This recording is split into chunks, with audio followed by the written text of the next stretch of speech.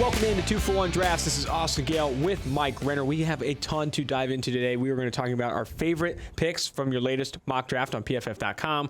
We're also going to dive into some early declarations, guys that are already declaring for the 2020 NFL Draft. We also want to Season's over. Yeah. Right? Yeah, season's over. It doesn't seem like it, right? Bowl season. But it's still bowl but like season. it is. Some guys are like done. So there's no more tape for some of these guys. So. That is unfortunate for some of these guys. Yeah. That is unfortunate. But we also will be talking about some of the top and bottom performances from rookies and prospects. But before we dive into that, I have to say you look pretty nice today, Renner. You got a nice little proper cloth tee. I also do as well. I was going to say, cloth. you're the one that like looks a little more out of place, I'll say. Like, it's a little different in terms of usually it's a striped polo or, a normal striped t-shirt. Polo. Yeah. But yeah, usually the baseball cap forward. But now we have Proper Cloth sponsoring us, and the shirts are pretty awesome. Yeah. And I think when you go on the website, you're able to put in all your size requirements, all the stuff, perfect fit, and they like the styles. I was overwhelmed at the level of styles you could choose from. But Proper Cloth, big thanks for sponsoring us. We're definitely excited to be donning these fits on the podcast moving forward. But let's dive into this mock draft here. We're going to touch on every pick for the podcast listeners, but then highlight some of our favorites. Number 1 overall, Cincinnati Bengals, diving into Joe Burrow of LSU. I think that one's obvious. I don't see that changing until we get to the draft. I think you're going to be mocking Joe Burrow. Unless the Bengals don't get the first pick. True. That's the only way it changed. Very true. Yeah. Very true. But I mean, if New York Giants are there at number 1, you're looking at Daniel Jones. I mean, I would. So whoever it is, if you're draft number overall, you suck bad enough that you're, unless your quarterback got hurt or whatever, but you suck bad enough that you should probably also take Joe Burrow. Like that's usually how it goes. Like if you're, who is it? Tennessee Titans. When they had the first overall pick and they had Marcus Mariota, and they trade out of the first round pick, you don't think they would have rather had Carson Wentz or Jared Goff at this point? Maybe not Jared Goff. I don't know. Well, I don't know what the hell's going on with his career. But you don't think they would have rather had that than the past few years of Mariota just kind of pooping his way through the games for them? Mm-hmm. No, I think you would have. Like exactly. If you draft number 1 overall, chances are the quarterback that is under center for you is probably not your guy. Keep drafting quarterbacks until you think you have one. Yeah. And I can't say right now, do the New York Giants think they have one? I'm not sure. Do the Washington Redskins think they have one in Dwayne Haskins? I don't know. And I think that's on a rolling rook segment, though. Yeah, exactly. We'll get to there. Number 2, we have the New York Giants taking Chase Young. I think that's obvious, of course. So number 3, Washington Redskins offensive tackle from Georgia, Andrew Thomas. 4, the Dolphins taking Justin Herbert off the board. I think that makes a ton of sense. If he's there at number 4, they're going to pull the trigger on a quarterback. Even though we're not as high on Justin Herbert as probably others are, I think. But again, draft quarterbacks. Yes. Like I'm not going to argue. I didn't even argue when the Giants selected Daniel Jones last year because there were enough things there that it's still a crapshoot, but you'd rather take that crapshoot at the most valuable position than take it at defensive end and get Cleveland Farrell. Absolutely. There you go. Number 5, Atlanta Falcons. They take the cornerback from Ohio State, Jeffrey Okudah. 6, this is one of our favorite picks here. We'll stop on this one. Detroit Lions take edge defender A.J. Epinesa of Iowa. I love this fit largely because he's not a clone of Trey Flowers, but they are very similar players. And I think Matt Patricia loves this type of guy who can play inside and outside, has the size to do so, and he's going to build a defensive line that can really go toe-to-toe with any O-line in the country. Twofold reasons why. 1, need. I mean, Trey Flowers is the only guy that can rush the passer on that defensive line at the moment. Romeo Okwara, 61.5 pass rushing grade this year. Devon Kennard, 60.0. And they've been bad last year. They were the 2 lowest, grade edge defenders last year, too. They came in this year knowing that they were bad, still playing them out there. So it's obviously a need. And then the versatility aspect. You have 2 guys in Trey Flowers and A.J. Epinesa who can pretty much line up anywhere along the defensive line except for maybe nose tackle at full time and still be a productive player. Like that's how 6'6", 280 for A.J. Epinesa. We've seen him kick inside at Iowa and whoop up on guards, especially here in recent weeks. So I do think that 2 players with versatility like that, perfect for a Matt Patricia defense, if he's still there, caveat. But yes, I do think if Matt Patricia is still there, that is a perfect fit for their defense. Even if he's not, I mean, like Trey Flowers and A.J. Epinesa is a pretty damn good edge combo at that point. Absolutely. Let's go number 7. Arizona Cardinals is another one of our favorites here. Offensive tackle Tristan Wirfs of Iowa teammates there, Epinesa and Wirfs back to back. A very athletic offensive tackle that could play guard to start if they wanted to move that way. But I think he starts immediately at tackle for the Arizona Cardinals. And a big reason I like this one is because if Cliff Kingsbury is going to continue to run these light personnel, 10 and 11 personnel heavy, you're going to need an athletic offensive tackle and get up to the second level in this run scheme and on screens and things like that. Wirfs to Arizona, I like it. Yeah, Wirfs getting up on linebackers. You run that read option. He lets the guy free, goes up to the second level. He's dominant on that. And he getting out in space on screens, fantastic at that as well. But I also love that with all that freakish athleticism, he probably has the strongest anchor of any offensive tackle in this draft class. We've touched on it before. If you're a mobile quarterback, a lot of defenses will rush you off the edges by bull rushing. They will not, try to make inside moves. They will not try to lose contain, and so they will bull rush against your tackles. And if you're going to try to bull rush Tristan Wirfs, it's just not going to work. He was the Bruce Feldman's #1 freak list. He hang cleans more than Brandon Scherf, broke his record as a sophomore there at Iowa. He is a monster athletically and physically. So if you're going to bull rush him on the edge, he's not going to cede an inch, and Kyler Murray's going to have some big-ass pockets to step up into. No team in the NFL right now has run more screens than the Arizona Cardinals. And I think bringing in an offensive tackle is almost underrated at that point. I think you do need to have an offensive lineman that can get out there in space, especially on as many times as Cliff Kingsbury does run wide receiver screens. He likes to get offensive tackles out wide, blocking cornerbacks and stuff like that. I think Wirfs a perfect fit for that offense. Like you said, very good against the bull rush. I do like that fit. Let's go back to the mock here. Number 8, Jacksonville Jaguars taking Jerry Jeudy of Alabama. We have the Jets taking Alex Leatherwood, offensive tackle of Alabama. We got a little Alabama run here. Chargers at 10. Jedrick Wills, a very explosive, athletic offensive tackle. He's not a project. I think he's very good, but I only reason project comes to mind is because he's going to get a lot better. I think he's still very young, and he projects to get a lot better in the NFL. Yeah, and he's not DJ Fluker. Yes. If you're scared as a Chargers fan being like, we're drafting an Alabama right tackle again, no. There's a little different sort of breed of offensive tackle. He's more Lane Johnson than DJ Fluker. Denver Broncos taking Derek Brown of Auburn, an absolute monster in the middle. Though I did want to bring this up if we are talking Derek Brown. When we were watching the game this past weekend, his frame is so interesting. He doesn't have a ton of girth around the legs. He's all torso. Yeah, he's all torso. He's a tree trunk. Yeah. And then he's got some branches coming out, but the branches pale in comparison to that trunk, and then roots going in the ground or whatever. But that dude has the craziest build. I never thought about it before we were watching, because you just assume big ass dude, powerful dude, but it's all torso. It's wild. He looks like a potato with toothpicks stabbed into it for arms and legs. It's so caught in the middle. I don't know if necessarily a bad thing, but definitely something of note for Derek Brown. Let's go to 12. One of our favorites here, Philadelphia Eagles taking LSU cornerback Christian Fulton, a very sticky man coverage corner, probably the best cornerback on their team if they did pick him at number 12. I think this makes a ton of sense, largely because that secondary is decimated. They're struggling with double moves. They're struggling with regular moves. They're not really getting a lot of things done in the secondary. You have to throw resource at the cornerback and safety position until you find some guys. I think Christian Fulton is a guy. And Christian Fulton has one of the most impressive grading profiles, career-wise, we've really ever seen. 89.7 grade last. So only 13 snaps as a true freshman back in 2016, whatever. Ignore those. Got suspended for that year because of the positive drug test that he then, lied about, or what was it? I forget the story now off the top of my head. But he lied about, got suspended for 2 years, ended up getting reduced to 1. Comes back, 89.7 coverage grade last year as a redshirt sophomore. Could have declared, probably wants to get away from that, drug test or whatever thing that I probably should remember what happened. Comes back this year, 89.7 coverage grade again. That's back-to-back elite coverage grades in the SEC, which I've been told is the best conference in America. That's pretty damn good. I feel pretty confident about Christian Fulton being a pretty darn good NFL player with what we've seen from him this year. Let's go to 13. And then the need for the Eagles. Yes, it's always a need. A need. You watch them play a game this year and it's a need. Jalen Mills is still playing for them. They knew Jalen Mills was bad. Okay, maybe they didn't know Jalen Mills was bad. Everyone else knew Jalen Mills was bad 3 years ago, and he's still starting for them. That's how big of a need it is. Number 13, Tampa Bay Buccaneers. Speaking of need, they take cornerback Trayvon Diggs. Yes, they brought in Sean Murphy-Bunting. Yes, they brought in Jamel Dean. But Jamel Dean did, absolutely.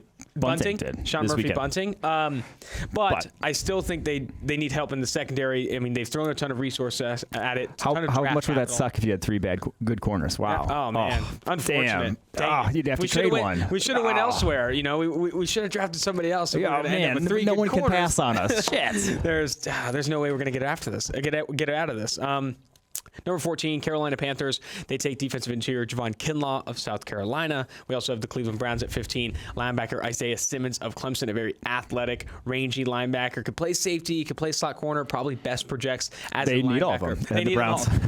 They're going to need a Swiss Army knife. Can you play all 3? Can you clone him, make him play all three. And Joe Schobert, a pending free agent, they'll probably bring him back. He's like the heart of that team right now. Cleveland Browns faithful would lose their minds if they just let him walk. They let Joe Schobert John Dorsey would be gone. Yeah. 16, Oakland Raiders. They take CeeDee Lamb of Oklahoma to help whoever the Raiders quarterback's going to be in Las Vegas. I'm not banking on it being Derek Carr. I mean, he's had opportunities. That's a call. He's had opportunities. I said that like 2 years ago when Green got hired. I thought they were going to move like right away, but yeah. He's had an opportunity to take a step forward. I think he's struggled. Yes, they don't have Antonio Brown. The supporting cast isn't great, but game in and game out, you're seeing the struggles continue. I think there is an opportunity in this class. If they wanted to move forward, there's going to be a ton of quarterbacks on the free agent market. Winston, Mariota, Tannehill, Breeze. I mean, all these guys are technically hitting the free agent market, but I think there's going to be opportunity there to maybe make an upgrade at the position. Whether or not, though, they're going to make an upgrade at wide receiver. CeeDee Lamb of Oklahoma goes at 16 to the Oakland Raiders. Indianapolis Colts, 17. Another receiver, Laviska Shenault. Raiders back again via the Chicago Bears. Marvin Wilson, the defensive interior of Florida State. Going to Tennessee, they take at 19 edge Yetur Gross-Matos of Penn State. Let's stop there. A project player. I think Yetur, maybe not one of our favorite fits, but a player I want to talk about specifically because he hasn't graded extremely well in the PFF system. He's gotten better every year. I'm not putting that's always a positive, but he hasn't reached that upper 85 level of play, specifically as a pass rusher, to where you're starting to get excited about him projecting to the next level. What has you feeling confident about him as a first-round pick? Well, I just think the NFL is going to see him that way. This is what we're projecting here for the NFL. I just think that you're going to see a guy who's 6'5", probably going to be in the 260s. May not run extremely well, but I think his cone, like he's going to have the movement skills and the sort of the full athletic profile is going to be good. And so at that point, I just think that the NFL very much covers it. If a guy like Montez Sweat, now he's not going to be that athletically, but Montez Sweat can go in the first round when he was not productive at all until his senior year, had a similar sort of grading profile to Yetur Gross-Matos heading into his senior year there at Mississippi State. Yetur Gross-Matos got better every single year. Montez Sweat got better every single year, but you never really saw a dominant play from him. I think that's what Yetur Gross-Matos is. I'm not sure he declares. I mean, he may come back to school and say, hey, I want to dominate and go a little higher than this, but yeah, I just think the NFL falls in love with the traits, and he has them. Number 20, Jacksonville Jaguars via the Rams. They take Grant Delpit of LSU. You have Dallas Cowboys taking edge Julian Okwara of Notre Dame, an athletic freak that should test very well at the Combine. Miami Dolphins at 22 via the Steelers, that Minkah Fitzpatrick trade. Josh Jones of Houston, Group of 5 offensive tackle that's pretty athletic, has graded really, really well in PFF system against Group of 5 competition, but we think at the Senior Bowl, this guy's going to make some money. I definitely see him winning a lot of one-on-one matchups, people coming away very impressed with Josh Jones. Number 23, Kansas City Chiefs, C.J. Henderson of Florida. Kind of a forgotten man in this cornerback class, largely because he's not really tested a ton. He's a very quiet cornerback. When we spoke to him earlier in the year, he said that he doesn't talk a lot on the field. He's not a flashy cornerback, but a very sticky man corner, can mirror guys very well. And 24, Minnesota Vikings. I'm going to stop here as well. Cornerback Jalen Johnson of Utah. Ooh. They need cornerback like they need Xavier Rhodes are open right now. I think he's been bad for the last couple years. Mike Hughes also struggling a bit against DK Metcalf. Trey Waynes, a free agent this offseason. They could be losing him. I think an upgrade at cornerback. Mike Zimmer loves cornerbacks. I think this Jalen Johnson pick makes a ton of sense. Yeah, Jalen Johnson really opening my eyes here down the stretch for Utah. The way he's played the past month and a half. He had a 5-game stretch in the Pac-12 play where he allowed 5 yards on something like 200 coverage snaps, 5 yards. He just didn't allow a catch. He allowed 2 catches over that span, a couple screens for 5 total yards. And that was against the likes of Arizona State, Cal, Washington, UCLA, and Arizona. 5 straight games. And it's just not a lot of guys do that. And he really took a next step in his performance this year, 86.1 now coverage grade for the season. And he's a playmaker, makes a ton of plays on the football. He's going to be, and we put him here, this is my projection of the first round because, he meets the NFL sort of size. I think speed thresholds, I'll still be interested to see where he tests. Might be in the 4.5 range, possibly. I don't think he's blazing fast. but he's playing his way up the PFF board as well. Like, this is where I'd probably feel comfortable taking him at this point because he has been playing this well down the stretch. He does have a huge opportunity as well in the Pac-12 championship game against Justin Herbert and that Oregon offense. I think if he turns in a good game there, you're going to start to see his draft stock rise even further. And going to Minnesota, like you mentioned, Trey Waynes is probably gone. I mean, he's a free agent after this year. Xavier Rhodes has declined sort of precipitously there for Minnesota. They have Mike Hughes. They like him probably more in the slot. Mackenzie Alexander as well. Jalen Johnson's going to be a little bigger, make more plays on the ball down the field than those guys at this point. So, and Mike Zimmer has never been one to shy away from drafting corners. He is the nor should he be exactly. Like he is the sort of he did it when he was with the Bengals. They drafted a ton of corners, and he's done it now with the Vikings. Number 25, Miami Dolphins via the Houston Texans. They take edge Curtis Weaver of Boise State, a guy that has graded stupidly well in PFF system against Group of 5 competition, but the guy just doesn't lose as a pass rusher, a versatile prospect, can play several positions along the defensive line. 26, Buffalo Bills continue to add to that offensive line. They bring in center Tyler Biadasz of Wisconsin. And 27, this one you got to stop on. One of our favorites. I love this fit here. Quarterback Tua Tagovailoa of Alabama goes to the Green Bay Packers at 27. Talk about a team that can afford to let a quarterback wait, get fully healthy, back to form as Aaron Rodgers continues to move forward. And it's not even just let a quarterback wait, but it's like you'll probably have to play. Like Rodgers has gotten hurt, like a handful of times over the past 5 or so years. A couple of years of those, they just completely torpedoed their season. So if Aaron Rodgers does get hurt, Tua would be thrust into action. But Rodgers is older right now than Brett Favre was when they drafted Aaron Rodgers. Wow. Rodgers is 36 right now. Favre was not quite 36 at that point. I think it was 35 when they drafted Aaron Rodgers. So that is, it's notable. Like Aaron Rodgers, he's been good for a long time, but he's not been as good as he was in 2014. Now, this is not even close to as good as he was back in 2011. Like, he is on the downward slope of his career.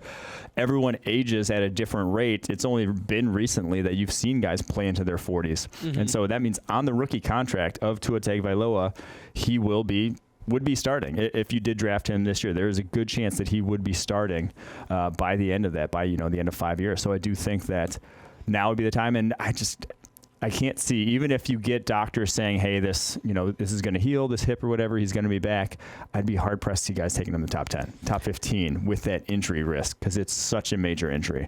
Dislocating your hip like that, everyone, and then having the most notable guy with that same injury be Bo Jackson. Bo Jackson's was a little different because it was steroid-induced, and that was very much played a big part in why his recovery did not go well.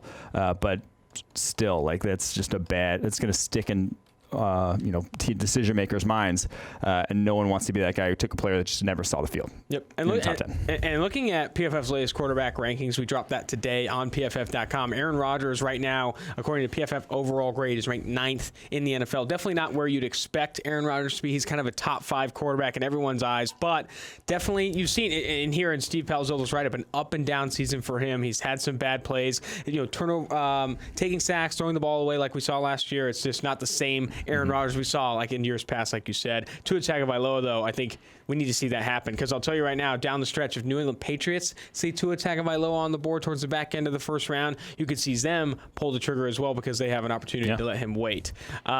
Moving forward here, number 28, Seattle. Do they, though? Do the Patriots? That's a different conversation. Whoa, but continue. Are you trying to get Tom Brady to hang up the cleats right now? Jeez. Number 28, Seattle Seahawks. They take cornerback Bryce Hall of Virginia, another forgotten cornerback in this class because he got hurt. He's on the injured reserve. I guess the college football's version of the injured reserve. He's not playing. He's not playing. He's not playing through the rest of this year, but a very, very good corner. Should be good in the cover 3 scheme. That's where we kind of still run a lot of that. Seattle's still like top 5 in cover 3 this year. So there you go. New England Patriots, not Tua Tagovailoa. They take edge Clavon Chason of LSU, a versatile player that when we talked about this on video, you're talking about a guy that could play edge defender. They can maybe move an off-ball linebacker like they've done with Kyle Van Noy, Dante Hightower, Calvin Munson eventually. Jamie Collins was edge at Southern Miss. Not a lot of people know Calvin Munson, San Diego State alum, fellow San Diego State alum, played a lot of edge defender at San Diego State. Don't really need to know Calvin Munson. He's on the practice squad right now. I got some inside sources saying he could see some time in the preseason next year. Okay, yeah. There we go. I trust that source. You heard it here first. Number 30, New Orleans Saints. They take wide receiver Henry Ruggs of Alabama. We call him Ted Ginn without the drops. Yeah. Definitely like that. He's a very fast receiver, would help make, add some explosion to that Saints offense. Then you have Baltimore Ravens at 31, taking a running back in the first round. Travis Etienne of Clemson. You have to talk about this one largely because I've been looking around at other draft analysts and other people projecting the 2020 NFL draft. Travis Etienne is not a number one running back on a lot of people's boards. I see DeAndre Swift. I see some J.K. Dobbins mixed in. I mean, J.K. Dobbins, I don't see how you could watch J.K. Dobbins and Travis Etienne and come away being like, yeah, Dobbins is like better. Etienne is more explosive, more elusive. I mean, he doesn't maybe he's actually been utilized more in the passing game this year too. He has like a career high in terms of catches this year, Etienne. So I don't know what you could base that off of and be like, yes, I'd like what vision? Like the dude's averaging almost 9 yards a carry. Like his vision's pretty damn good. I don't know. Like Etienne should be, unless you really are saying the only person I could see putting ahead of him is DeAndre Swift, because DeAndre Swift has like legit receiving ability, has shown it for multiple years now. And if you really covet that, I can see that. But that's really the only guy. Like Etienne is just good. And like he used to be kind of small, but he has definitely put on weight over the course of his Clemson career. He's, I think, listed at 210 right now, which is more than good enough size to play running back in the NFL. I don't know. I'm lost. Todd McShay disagrees. We've talked about that in previous podcasts. But here's CBS Sports. DeAndre Swift, Jonathan Taylor, J.K. Dobbins, and then Travis Etienne. That's where people are seeing the running back class right now. I think that's going to change. I'm with you, and I'm with PFF overall. I mean, that's where Travis Etienne has graded out. He's playing very well. He's about to break the PFF record for forced missed tackles per attempt. Great creating yards after contact, and good in the passing game. I mean, I think Travis Etienne projects the best of the NFL. But then going to the Ravens fit, I mean, you have a guy in Etienne who's going to run in the 4.3s in all likelihood. Like he is ridiculously explosive, paired with Lamar Jackson, who probably would have ran the 4.3s himself. You have those two guys in the backfield. Oh, yeah, we didn't even talk about You can go laterally so quickly with those two guys. You have, obviously, you're going to scheme up just pretty much anything you want to do in the run game you are capable of doing because of those two guys. And you have this offense getting Gus Edwards to average 5.1 yards per carry. Like, you're giving these guys... hate on Gus I'm just saying, Edwards. You're giving these guys so much space.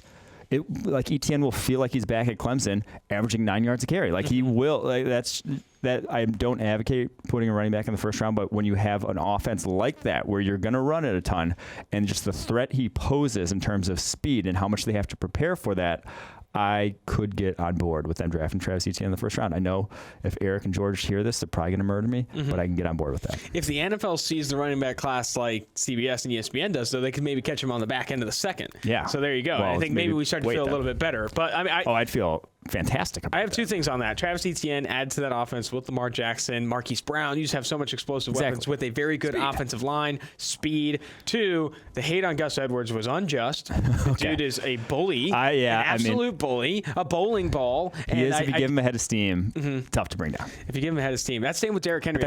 So Derrick Henry, I don't know if you've seen the tweets on about Derrick Henry, how he does better in like later in the season in November. He just needs to take a head of steam to get going. He needs the first like 10 games of the season to really start to build momentum, and it's like he's hitting the second level right now, which is pretty funny. The second level of the season, then he's gone. Exactly. There we go. Number 32, San Francisco 49ers winning the Super Bowl in this mock draft. They take safety Ashton Davis of Cal, keeping him local, a rangy safety, former high hurdler, track star. Guy's got a ton of speed, and the San Francisco 49ers, so Jimmy Ward having a pretty big bounce back year, I think could add some safety help. That secondary a little bit older with Richard Sherman, and also could use some talent. Yeah. Fantastic mock draft. I'm looking forward to just, we're probably going to do another 30 of these before the 2020 NFL draft. There are so many mocks. We've done 40 mocks in the last 30 days. Oh, man. The Papa John's. That's amazing. I've done 40 mock drafts in the last 30 days. We need to get that meme going. All right. Let's move to early declarations. We've got three names here that we want to dive into. First one, Jalen Reagor of TCU. This is a fantastic one, and also kind of I'm a little bummed out by this one. I like Jalen Reagor declaring for the 2020 NFL draft, but this season has been a little bit of a bummer for me. I was expecting more because he had such a good 2018 campaign. I thought he'd come back to TCU, try and add to his production. Now, coming out after this year, I don't think he's going to get valued significantly high in the NFL. Dude, yeah, I mean, he really had a down year, but he was also, I'd say, so one of the lowest rated quarterback situations in all of college football with TCU. They just weren't good.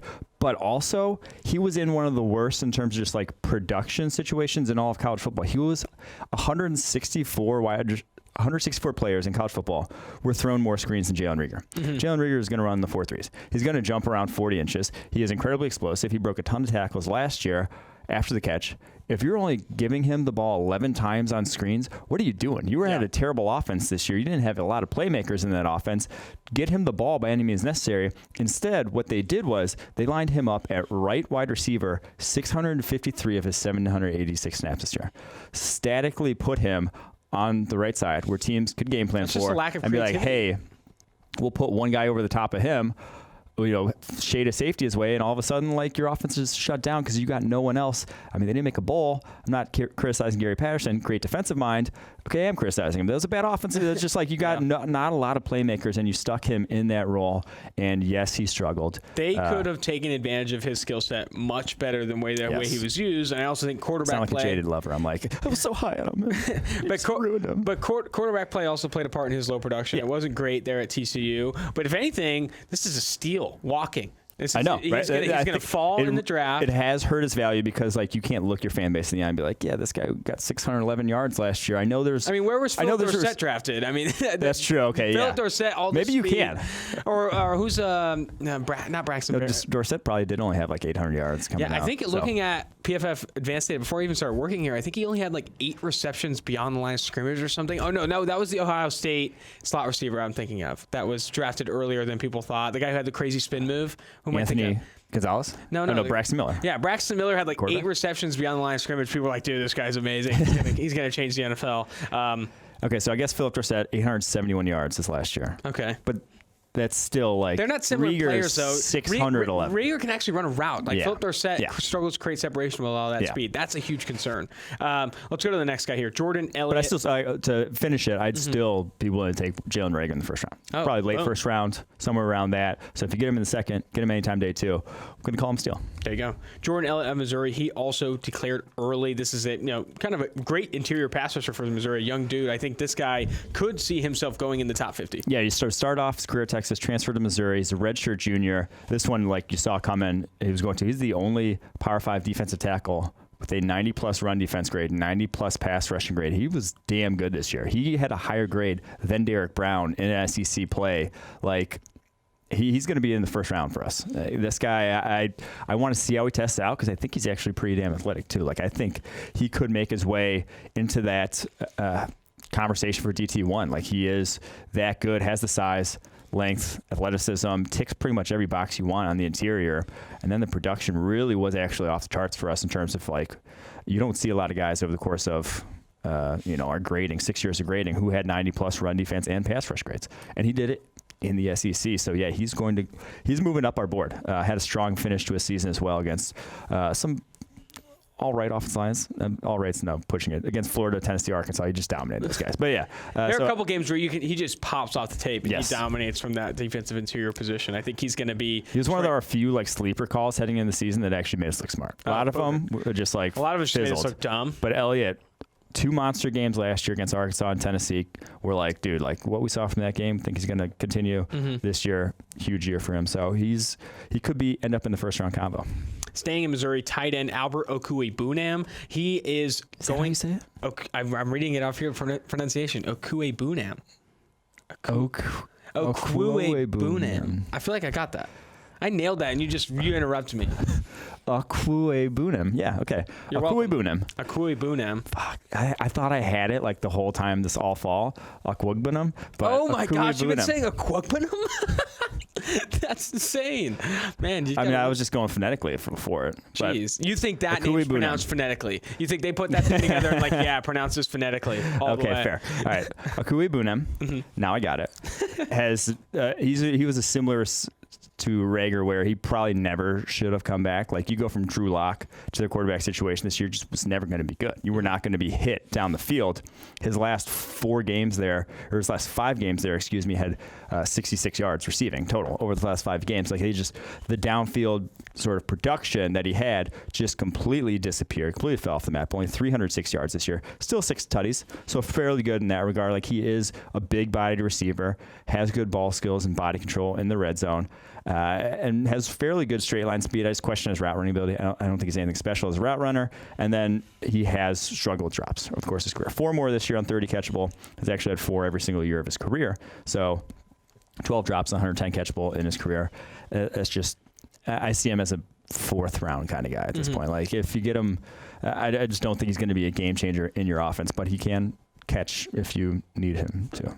Fortunately for you, he goes by Alberto. Okay. So you don't need to dive in there. But also, you bring up route running. You don't think he's going to be a special route runner in the NFL. I want to know for you, it's way different than I think for the wide receiver position, but where route running is a priority for a tight end position. Because I think, in my opinion, yards after the catchability, ability to force missed tackles, I think blocking is also mixed in. I think that and speed and athleticism. But I mean, route running. Route running probably is lower on the totem pole because of the routes you are running are going to be a lot of, you run a corner, you run overs, you run drags, you run that sort of stuff. It's just a far more limited.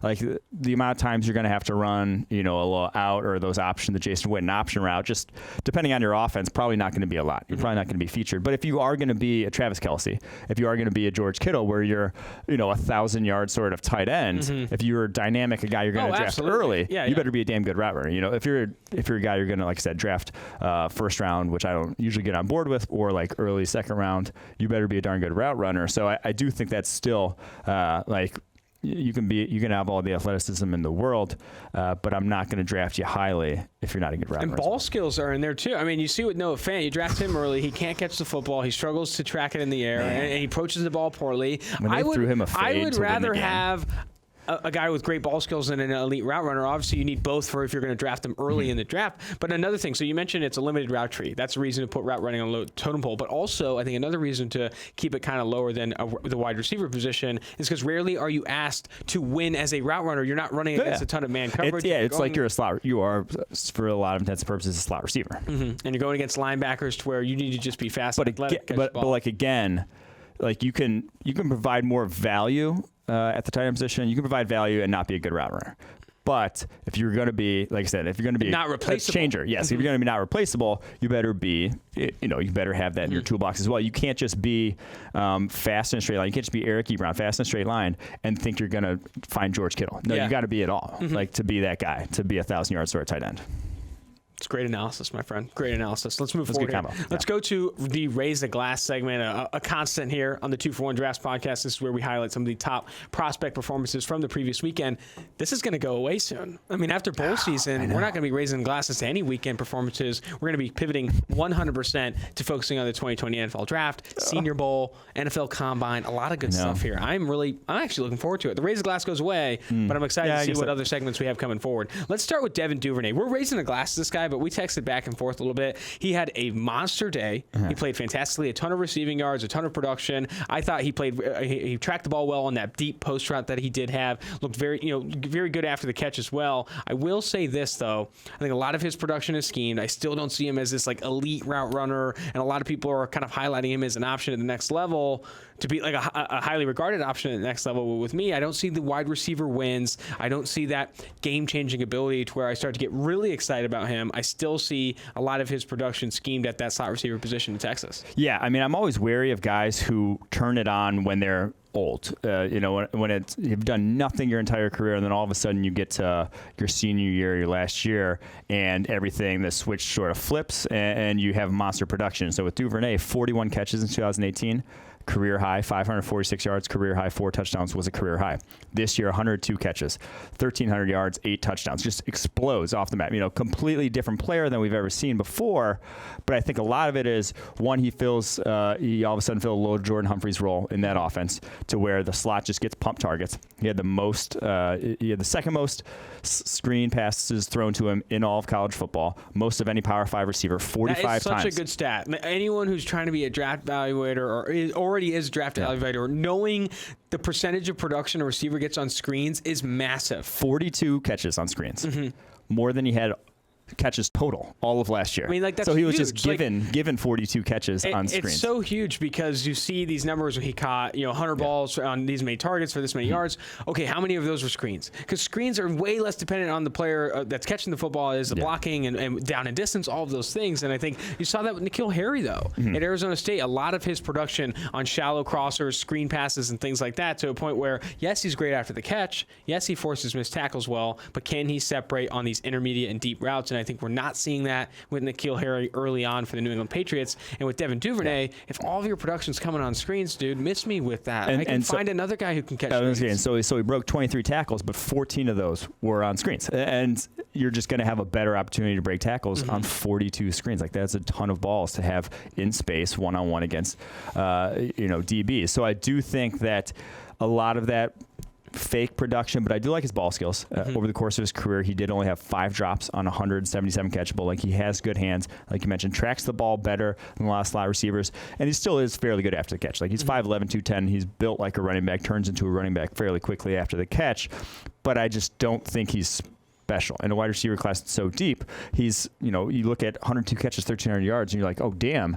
But it's not like the amount of fake production, the amount of production that actually I think will translate to the next level is very minimal. And I'm still, again, worried about a guy who hadn't done it until his senior year. Rather than fake production, I like schemed production. I think fake production feels kind of like mean. It has a little negative connotation. We have to think about that. Think of a better Let's workshop term. that. There's got to be like one term, because there's like multiple positions that you can like apply it to, but yes. Projected first rounder we're raising the glass to Tristan Wirfs of Iowa. He had a fantastic day this past weekend. Yeah, I mean, he's been fantastic just down the stretch here for Iowa. Really coming on strong. And the sort of the grading profile that you want to see if you're drafting an offensive lineman in the top 10. 87.8 pass blocking grade, 88.1 run blocking grade, now in a 90.4 overall grade for the season. Over his past 6 games, he allowed 1 pressure in the Big Ten play there down the stretch. Dude's damn good. He really is. I was a little wary heading into the season. I always get those two confused, those words. But I was a little wary heading into the season. I was like, there's still he still needs to improve. Like, he's getting all this hype, but he is nowhere near a finished product. And we saw the necessary improvements. You see those necessary improvements. Also makes you feel a lot better, because O-line, more so than any other position, you have a long way to go, even once you get to the NFL. So, and the fact that he's going to make those is very encouraging. Wrestling background, you love to see that offensive lineman too. You love a wrestling background. Don't let me bring up Oso Diggy. Yeah, I know. That's the first thing that came to mind. Oso Diggy. You love him so much, you want to flip him to OT. Yeah, that's exactly where we got. Okay, so let's go to Oklahoma cornerback Parnell Motley. I'm glad he's on this list, because this guy plays a ton of press coverage in Oklahoma's defense, and sometimes you get burned in that press coverage. Sometimes it can be a volatile type of coverage, especially if you're Jalen Mills. I mean, you can get to that level.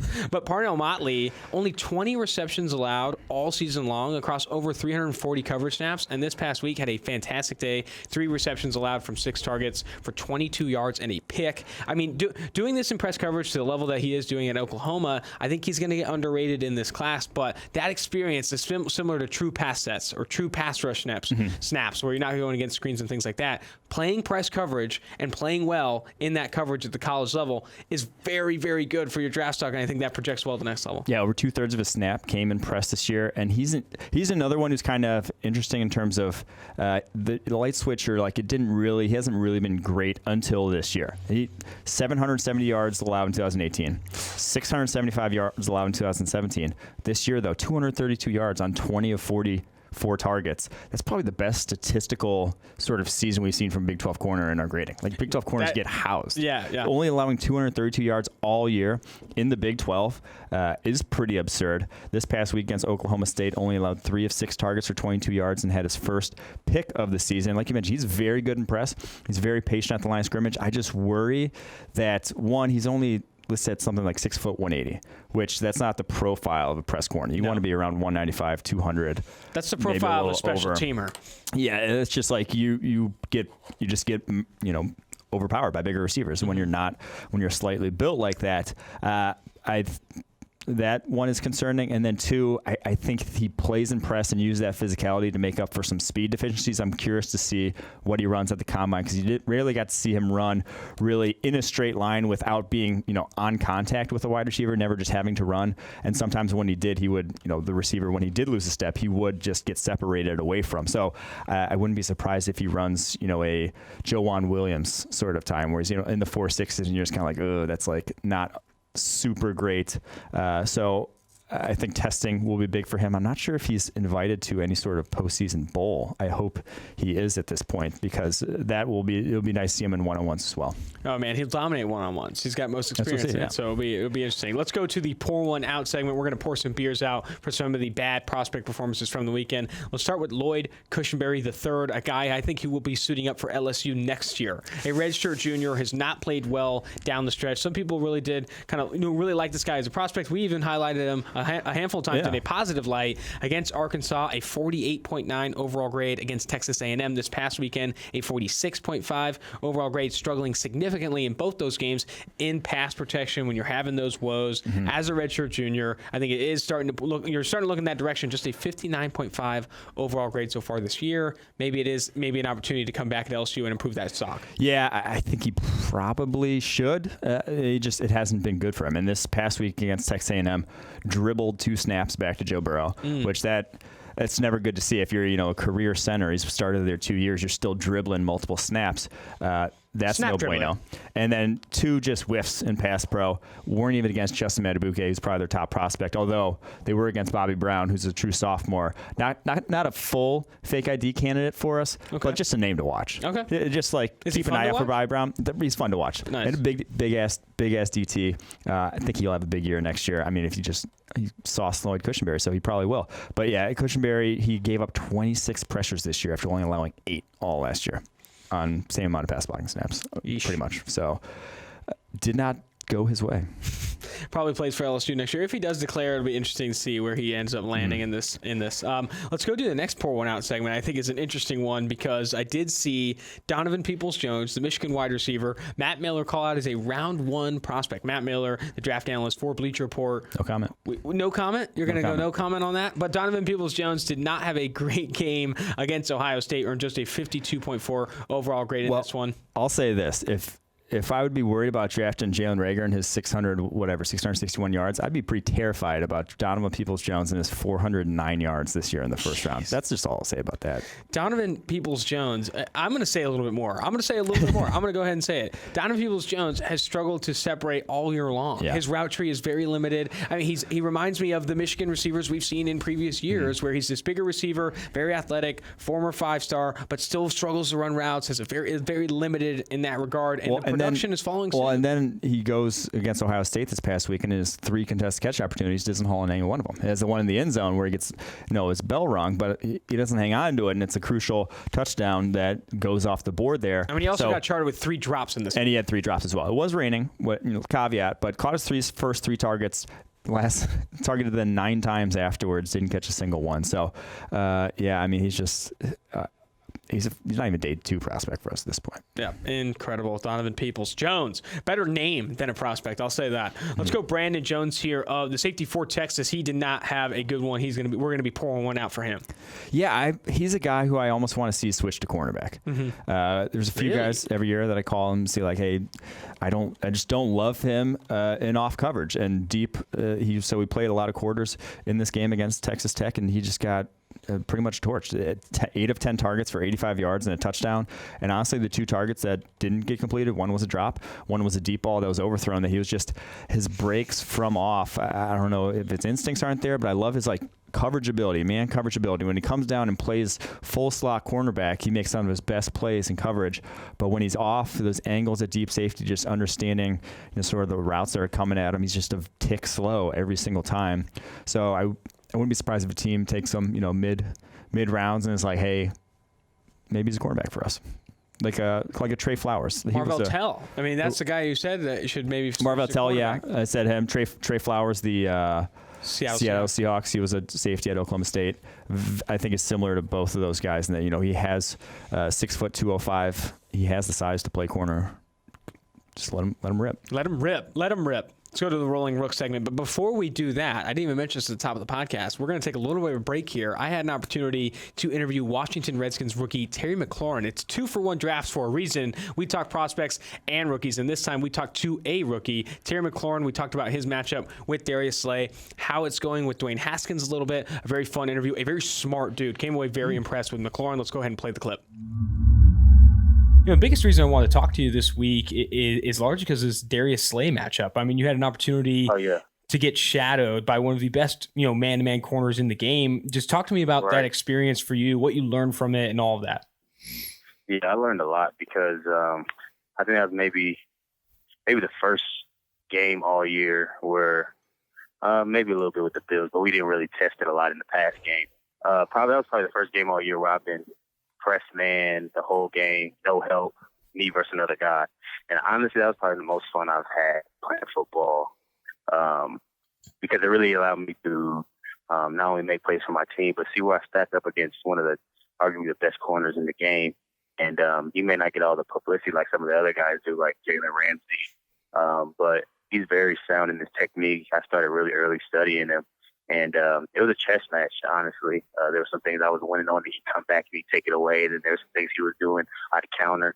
And it was a back and forth the whole game. But I knew at the end of the game, if I was going to get an opportunity to help us win the game, then I wanted to do that. So, I'm thankful for my coaches and my teammates for putting me in that situation too, and trust me to try to be a all-pro corner.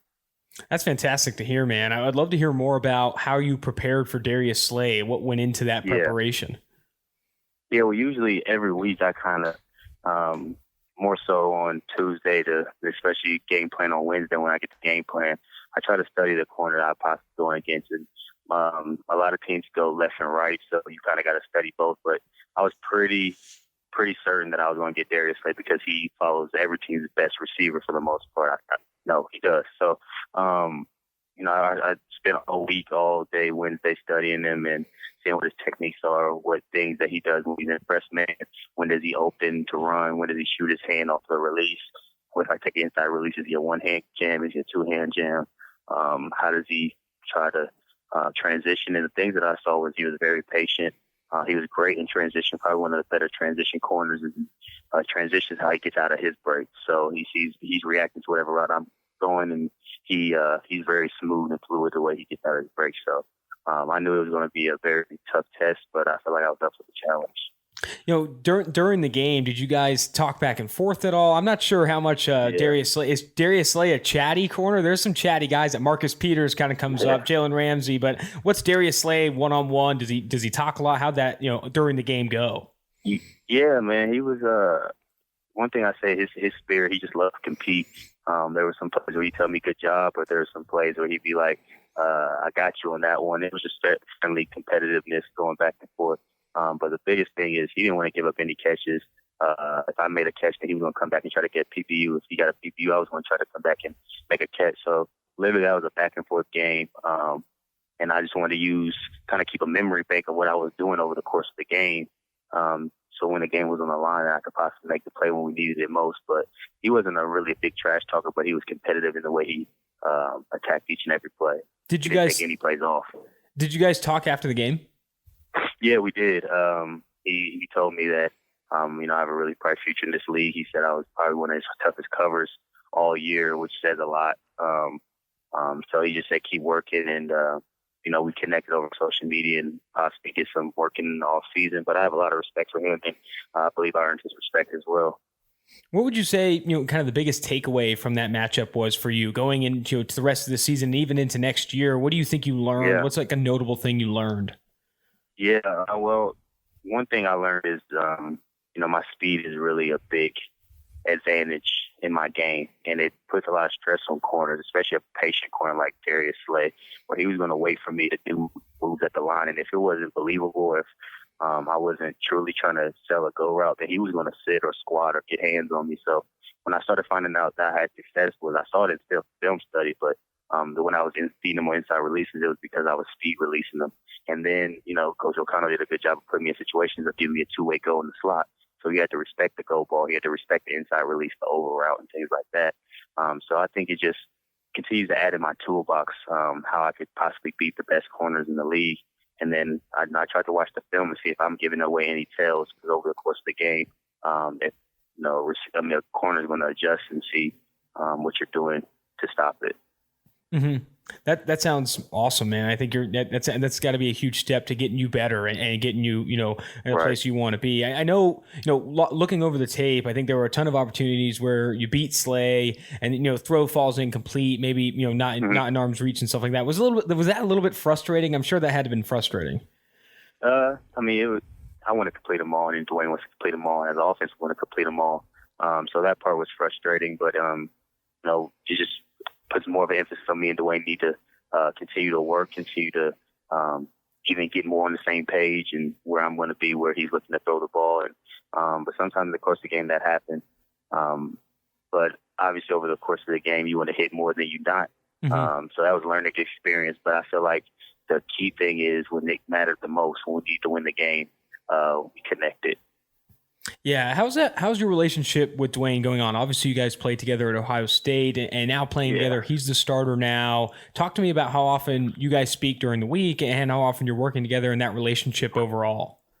Yeah, we speak, daily. We're around each other a lot, been together around each other a lot since we got here in Washington. And, so in the early part of our career here, we really leaned on each other to make plays for one another, to have that security blanket while we're learning a new offensive scheme and trying to compete in the NFL. So the relationship has continued to grow.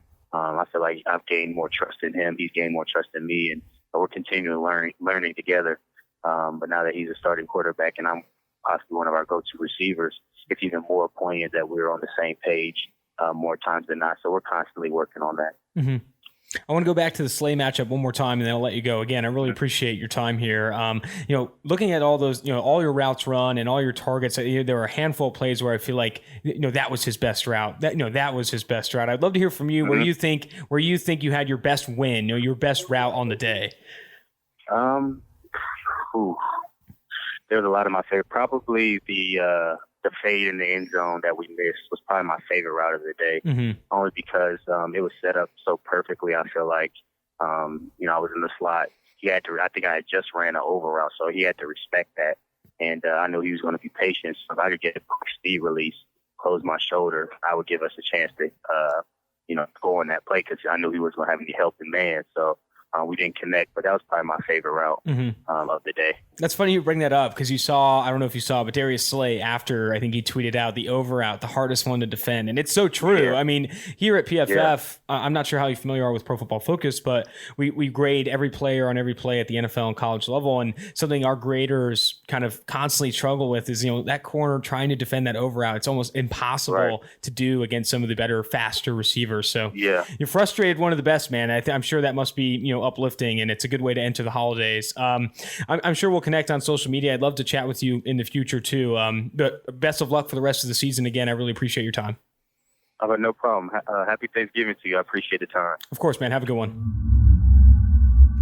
The Maclaurin interview, obviously awesome, and it's a good segue too into our Rolling Rook segment where we highlight some of the top rookie performances. Dwayne Haskins had a pretty good day this past weekend. He had 3 big-time throws. Those are PFF's highly graded throws and 0 turnover-worthy plays. As a rookie, you're always looking for that donut in turnover-worthy plays, because if you turn the ball over, that's the quickest way to the bench, and it's the quickest way to get in harm's way, in PFF's opinion. Yeah, so that was the encouraging thing, was cutting down on those turnover-worthy plays.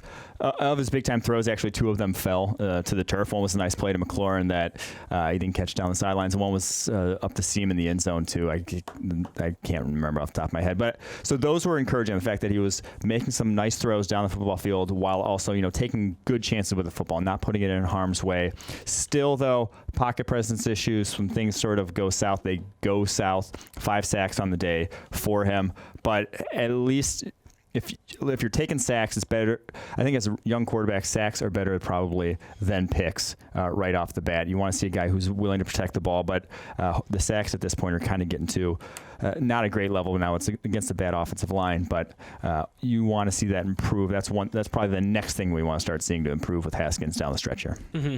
All right, let's go ahead and move forward here. Juan Thornhill, the Kansas City Chiefs safety. This was an impressive play, a very impressive play. I think right off the snap, they're playing the Oakland Raiders. Tyrell Williams running kind of an out and then an in. Looked like a little something you see in Madden or something, kind of a delayed in route. And then he's got his eye, at the snap, he's got his eyes locked in on Tyrell Williams, seeing where that route's going. And as soon as he breaks, he looks before to the throw. Before the throw, looks to the quarterback, sees where the ball's coming, and jumps that throw and takes it forward, pick six. I think that was a very, very impressive play for a rookie. And this guy, I think we really did like coming out of Virginia, a former cornerback who played safety as well at Virginia, and now in the NFL playing safety for the Kansas City Chiefs. Those instincts, those ball skills, big fan. You love seeing a guy break on a football without having to see a quarterback cock his arm. Yes. That's when you trust your instincts. That's when you know what's coming, and then you find the football. That's what he did in that pick six. He's having a good year. I mean, 75.0 coverage grade. Doesn't sound exceptional, but as a safety heading into the NFL, to be above average right out the gate is very encouraging. So I do think Juan Thornhill, a lot to like. Second-round pick, 63 overall. Looks like they got one of the steals of the draft at this point. There you go. So I was talking to Solomon Wilcots recently, a PFF colleague now. He comes in the office every day. He's great. We were talking about Derek Carr after the Bengals game. He went to the Bengals facility, talked to Jesse Bates a little bit. And Jesse Bates was saying Rod Woodson, who I think they knew from where they went to high school or something like that, Rod Woodson told Jesse Bates that before Derek Carr throws the football, he gives it a little pat on the side. And I was watching that Juan Thornhill pick, and it just one little pat and then throws it. And I hope that's not, if that's actually what's happening. That was like the tell in Playmakers. If you guys ever saw the show Playmakers, they're like, he taps it twice or whatever when he's going to run. I can't remember off the top of my head, but that was like they were watching it at a strip club on tape, watching him like his highlights, and that's how they figured it out. Maybe that's how Woodson. To be fair, though, with the tell, I feel like it's so immediate before the throw's made that it's hard to really. If you're reacting to the tap, you're reacting to the arm cock at the same time because it's so quick. But at the same time, it was interesting because Jesse Bates had an interception that game against the Bengals. He jumped that pass, and so it was, I kind of want to go watch this. I couldn't imagine having a tell as an NFL quarterback, but I'll have to go. So I watched the Juan Thornhill pick because he jumped it so quickly. He jumped so quickly, but to be fair, he wasn't even looking at the tap. He wasn't looking at the tap, but he did tap it. So, I mean, one tap, two tap, there you go. And that's where Derek Carr is right now. Let's go to the next rolling rooks guy here, Chauncey Gardner-Johnson. This is another one, a very impressive interception. You're going to land on the rolling rook segment if you do that. This was incredible. Follows Justin Hardy, who, let's just go ahead and say this right now. Why is Justin Hardy still in the NFL? That guy hasn't done anything since being drafted from East Carolina. Say what you really mean. Here's my take on Justin. Here's my take on Justin Hardy. Shane Carden made Justin Hardy, and Shane Carden's not even in the NFL. That's where we're at right now with Justin Hardy. That's a take. Anyway, he follows Justin Hardy. Justin Hardy stops his route. Chauncey says, I'm already looking at the quarterback anyway, jumps in front of the other pass, takes that pick. It was very impressive. The only thing I'm upset with that interception, you had your boy Shy Tuttle give Matt Ryan a stiff arm as he's rolling down the field. He runs out of bounds just before Matt Ryan's about to come at him. I stay in there, throw him a second one, let him know what's up. I'm a bad end, but I still love the play from Chauncey. Yeah, I mean, it was incredibly heady for a rookie to be making because that's man coverage, and that's not his man. But he knows that he has like a drag route that he's covering. It's not a difficult route necessarily to cover, and so he knows he's in his wide receiver's hip pocket so that he can look back at the football and start to play that, feeling the contact of the wide receiver. If he moves, he's going to move with them. Sees Matt Ryan go to cock, and then he just leaves his guy, jumps that route, makes the pick. So he's had a good year, Chauncey Gardner-Johnson, for a rookie. Also looking like one of the steals of the draft, drafted way later than Thornhill. 4th-round pick, 105th overall. His second time making PFF's Team of the Week this season. So good on you, Chauncey. Good on you, Rolling Chauncey. When he sees Matt Ryan ready to cock, he just dives right in there. I'm a huge fan of that little phrase there. Let's go to the Blackout segment where we talk about some of the bad rookie performances. But this one, I don't like the name on the top of this one, Deontay Johnson, a fan favorite PFF. But I will say this, it was ugly. It was ugly. So bad. It was so and there were character concerns with Deontay coming out, and some of that came through here in this one. 2 penalties. Rough, a drop, rough, and then his one catch that he did have, 14-yard catch late in the 4th quarter, runs out of bounds when they were up, trying to burn clock.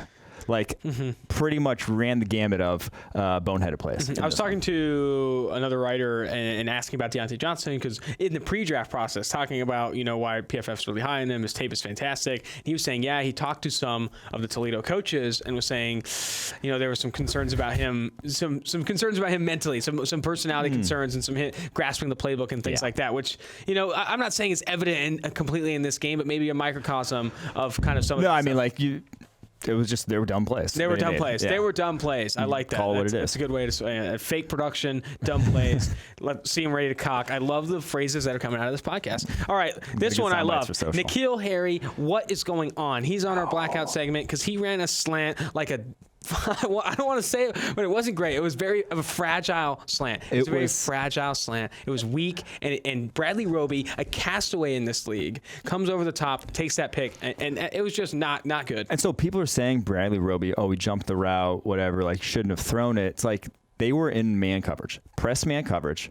So one, there's no jumping a route in press man coverage. You jump a route in off coverage when you can see the quarterback and see a route develop. You don't jump a route. Like Juan Thornhill jumped that route. Because of off coverage. He just was in Nikhil Harry's hip pocket and fought to get to the ball better than Nikhil Harry did. Nikhil Harry, 228 pounds. Roby, 194 pounds. That's over 30 pounds. Beats him to the ball. I don't need a scale to tell me that's over 30 pounds. And he beats him to the ball so cleanly that he can pick it off that Nikhil Harry can't even get a hand on it. And Nikhil Harry, that is his bread and butter. The contested catches, he is, he was a Michael Thomas comp for if you thought he was going to be good, or he was, a worse comp if you thought he was going to be bad. But that was who he's supposed to be. He's supposed to win that route in his sleep. And he got so owned on that it was a pick. First round wide receivers win press man slants against Bradley Roby in their sleep. And this is a concern. It was a concern. And then you see Brady on the sideline, and then he got basically benched after that because you can't have that. You can't be putting your team at risk like that. And Brady on the sideline just chewing into him. They had the shot of Brady, just saw he was screaming. He's like, hey guys, thought he was screaming at the team. Just at Nikhil Harry. Oh man, that rough. Is very unfortunate. Definitely. And you said Bradley. Hopefully Harry was blacked out for that because that looked like that probably would have sucked. It's a blackout segment. Hopefully it was blacked out. Nikhil Harry, you said Bradley Roby in his hip pocket. I think he was in both hip pockets. I think his family members he were was also involved. Inside his pants, just wearing his pants. In fact, that was pretty incredible. All right, let's go to our last blackout segment here. We're going to bring up Dolphins rookie guard Deon Calhoun. Not a good game for him. The Miami Dolphins offensive line across the board. Several rookies have made plays there and have all struggled. It's been a tough go for this Dolphins. I don't really want to pile on Calhoun because he was undrafted free agent, starting at right guard against Fletcher Cox. Wasn't going to go well. But when you get a 2.6 pass blocking grade, you're gonna end up on the blackout segment. Yeah. That's those are the rules. If you're under 5 pass blocking grade, you get on the blackout segment. Dude, if you're under 20, you should not be messing around. Garrett Bradbury's a frequent flyer at the blackout segment for those kind of pass block performances. But like you said, undrafted free agent, going against Fletcher Cox. And actually, you should black out. He probably should have blacked out before. I hope he wasn't sober for this game. I just hope he was on smelling salts at least. But 5 pressures, sack a hit, 3 more hurries. We actually were higher on him than UDFA. We had him higher than some guys who ended up getting drafted. I think we had him in the 4th. I thought he was, there's some promise there, something to work with. Obviously, he's now starting, so the Dolphins, I'm not actually sure they even think there's something to work with. They just don't have anyone else to work with.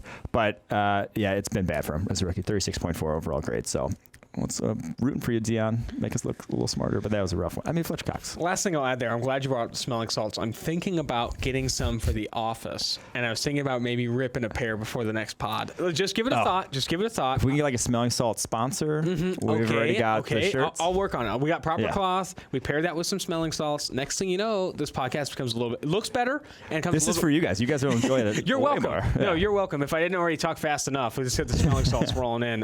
But again, great podcast. Thank you, Mike. Make sure you can follow us on YouTube. We're live on Tuesdays and Thursdays most of the time. Sometimes we move in depending on player interviews, but you can also find us on Spotify, Stitcher, and Apple Podcasts. We're almost on Google Live, by the way, too. We're getting there, man. We're climbing. We're climbing the ranks here. But thanks again. This has been Austin Gayle and Mike Renner on 2-for-1 Drafts. Thanks for watching the PFF YouTube channel. And if you want to subscribe, all you have to do is push the button. Don't forget everything you get. A little fantasy, push the button. A little green line for the gambling aspects of the game, push the button. College football, push the button. The YouTube channel from PFF.